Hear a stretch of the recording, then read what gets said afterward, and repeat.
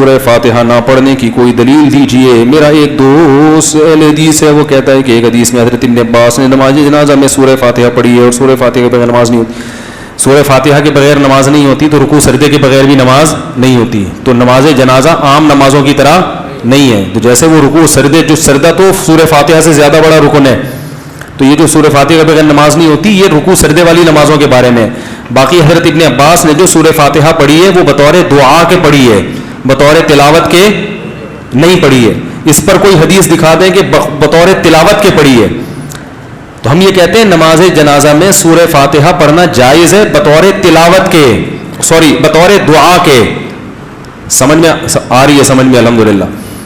بطور دعا کے, کیونکہ دعا کے مختلف کلمات نبی سے نماز جنازہ میں منقول ہیں, تو جو زیادہ منقول ہیں ان کو زیادہ پڑھنا چاہیے, جو کم منقول ہیں ان کو کم پڑھنا چاہیے.